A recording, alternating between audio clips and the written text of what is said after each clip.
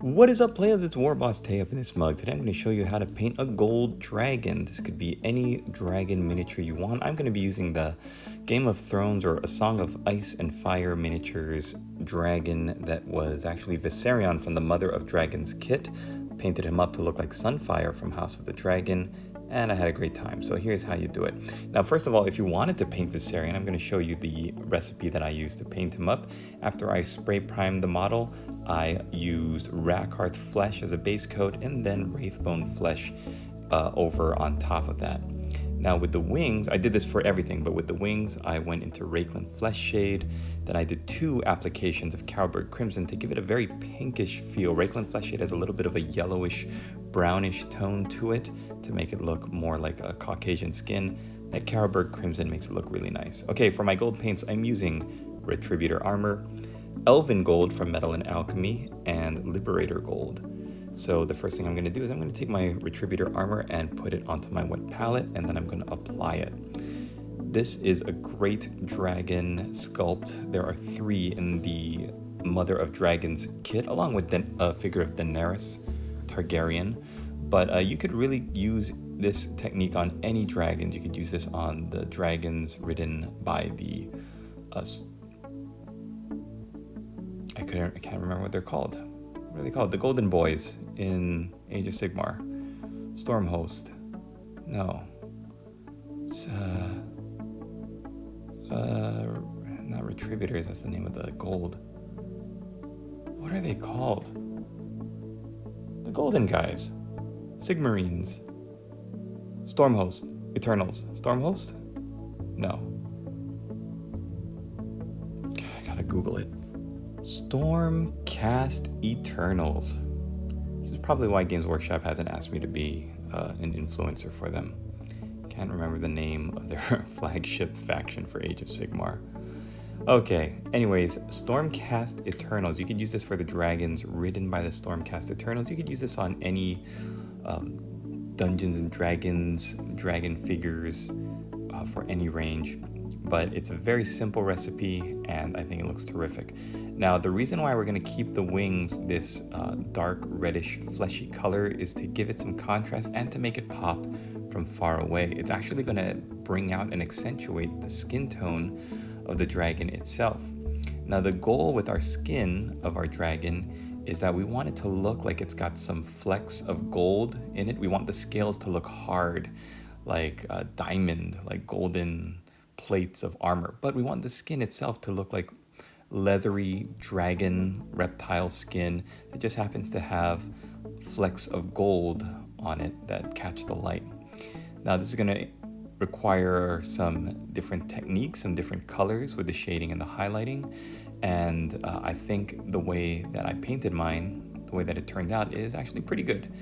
So when you're putting on this first coat of Retributor Armor, you want to do like a messy application to make sure it gets everywhere and that you can swish it around so that it is not going to clump in any one area.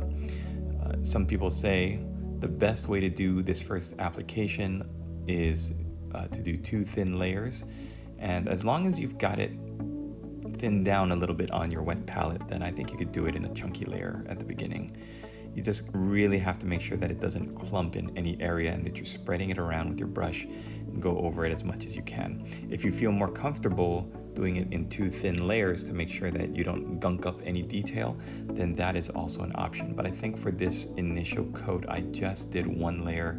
Retributor Armor is really a fine gold color by Games Workshop.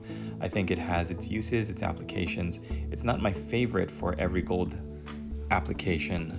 I used to really love their Balthazar gold color before they kind of threw it under the bus, and they don't really use it anymore unless they're using it for like reddish bronze or brass coppery gold. This Retributor Armor gold is a much more yellowish gold, so it's more in vogue and in keeping with actual looking gold. So we're spreading it out across the entire dragon. Now I'm going to be using a series of different brushes, but when I get to the fine detail work, and especially later when I work on the wings and I'm doing some texture on the wings, doing the same kind of cross-hatching technique that I do for the tabards of my Black Templars, I have to switch over to a fine detail brush. And my favorite fine detail brush is the 2/0 from Golden Maple. I'm going to link them in the description. I'm going to link actually a brush set that I think is the best beginner brush set that you could use. It's got 4 detail brushes for doing anything from base coat applications to the tiniest details like eyeballs and very minute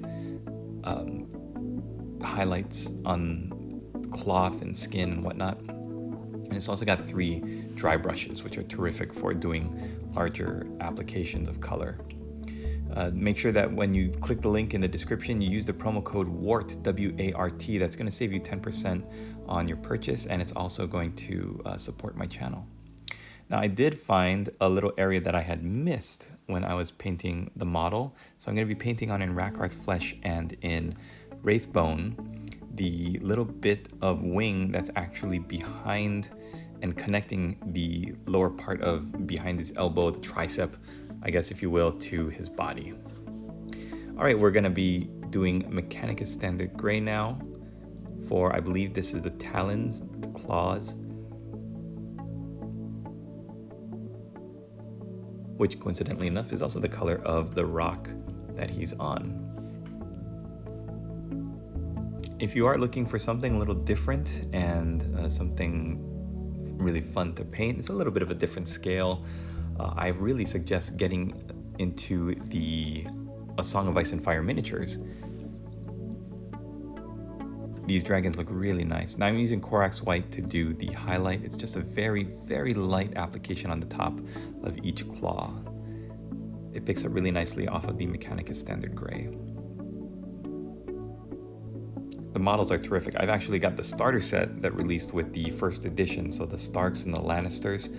I've got it still waiting for me to unbox and paint up, but getting a chance to paint this set, the Mother of Dragons, is a lot of fun, and it reminded me why I love painting in the first place. Painting fantastical creatures, big powerful monsters, full of magic. They're just great. Now, Liberator Gold is my favorite gold color that Games Workshop has produced. It is a beautiful, like, burnished gold highlight, which looks so great on top of Retributor armor.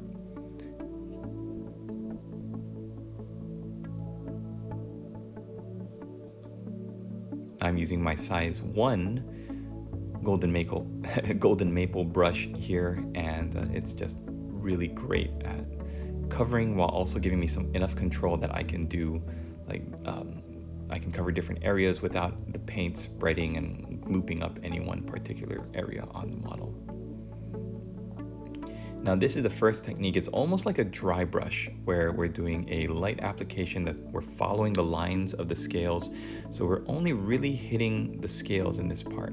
And this is to show you that Liberator Gold is to give the idea of really hard armor plates on the scales. I'm also tracing the center line of the spine as it goes down the tail. What this is going to do is catch the light in a certain way so that the light will shine and reflect off of this almost silvery gold color while having on either side of the tail the yellowish gold of Retributor armor, still looking like a really contrasting color. As we lay down more of this Liberator Gold and the model turns in the light here, you can really see all the detail picked up on the scales. It is such a beautiful color.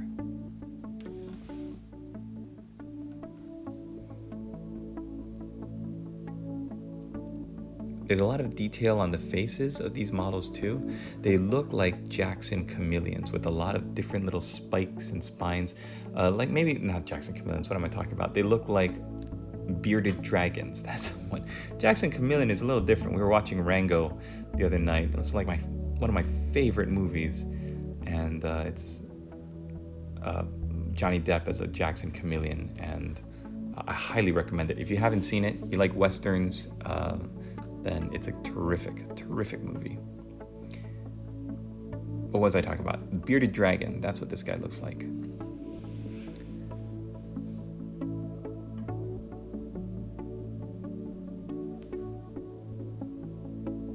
Putting down a little bit more Rakarth flesh onto this wing membrane. While we're moving on to the next step, I want to remind everybody that I have a Discord, and I've also got a channel membership. So, Runefang Steel as I talk.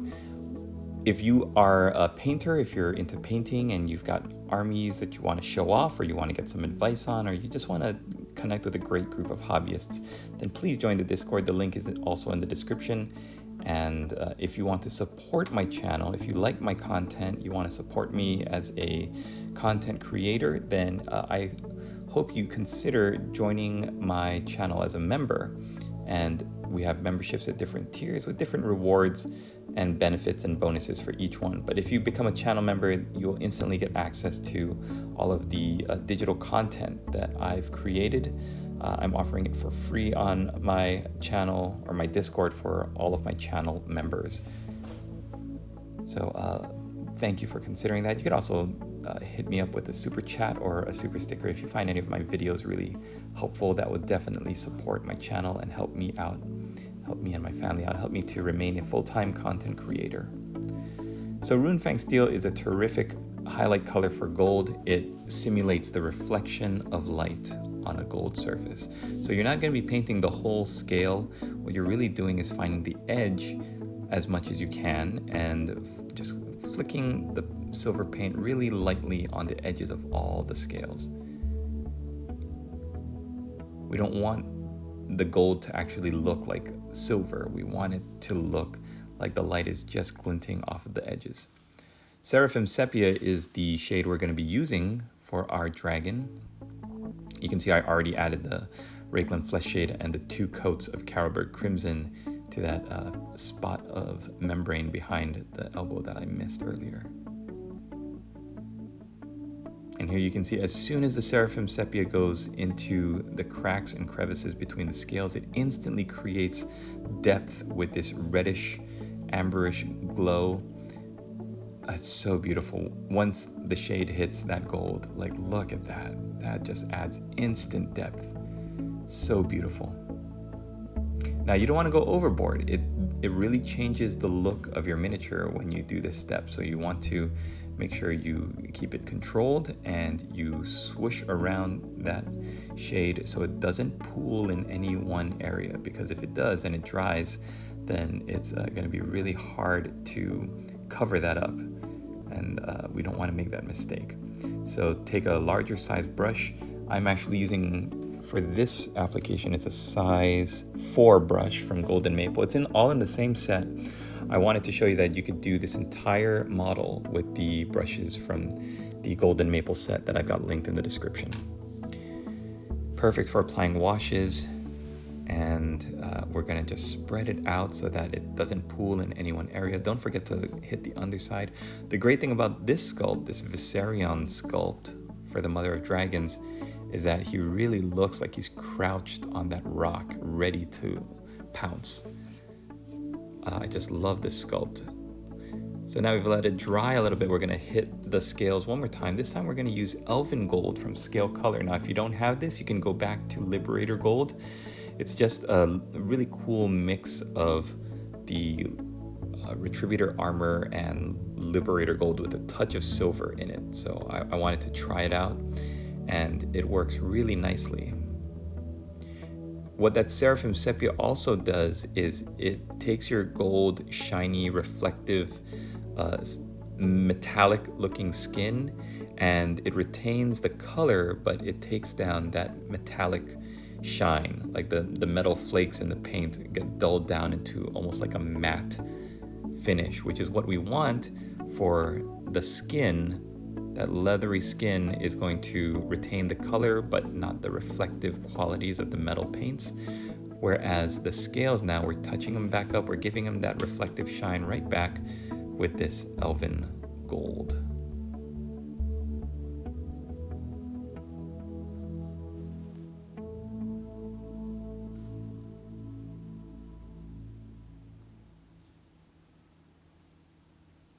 think I'm having the most fun painting these dragons' faces, because right by the mouth where all those spikes, little spikes and scales are, they're such great surfaces to apply this texture and have a little bit of variation with the way that the light plays on the scales.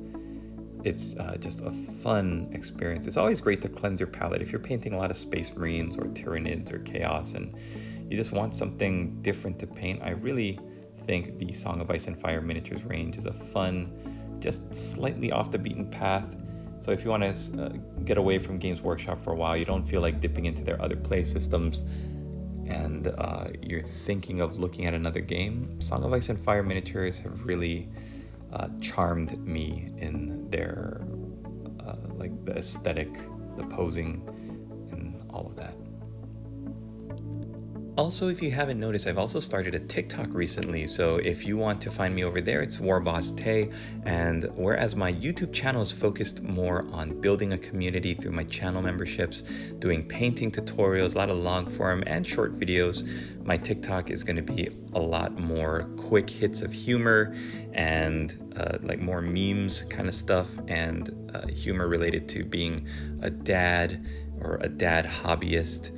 And that's kind of the direction that I'm going with my TikTok channel. But check me out over there, because I'm going to try to not post the same content that I do for YouTube Shorts. Like, short form content is so easy to just move over and copy and paste, and I want to move away so that I really focus more on teaching here, and TikTok would be more for like motivation and that kind of thing, humor. So yeah, check out my TikTok if you have one. Now we're moving into the dragon's mouth and painting up his teeth and his tongue.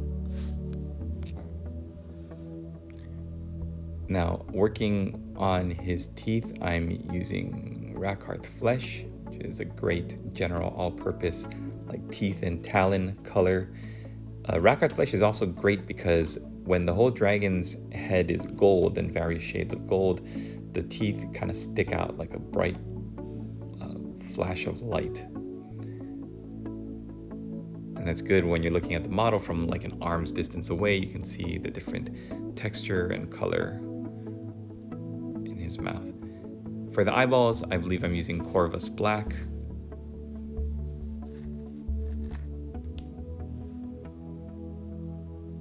And at this point, I'm really happy with how he's going, so I'm going to move on to the base work. All I've done is taken my Geek Gaming Basics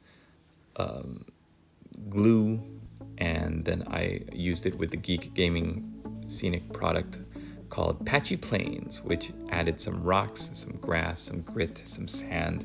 And then I added some, I think it's Gale Force 9 Hobby Round Meadow Blend Flock. That's that green bushy stuff there you see right there. Kind of simulates like some undergrowth and bushes, and it gives a beautiful variation. There it is. The beautiful variation to the Patchy Plains, which is some grass, some rocks and dirt. You can see in the close-up there how nice it looks. All right, thanks for watching, everybody. I hope you enjoyed this video. Please don't forget to like, comment, and share. The only step I didn't really show you at this point was that I went back over the wings with some Rakarth Flesh. I thinned it down so that it wasn't thick and heavy on my brush, and I used a very fine detail brush from Golden Maple, my size 2/0, to do the hatching effect, which is basically just a lot of near identical brush strokes from diagonal angle. Thanks for watching, everybody.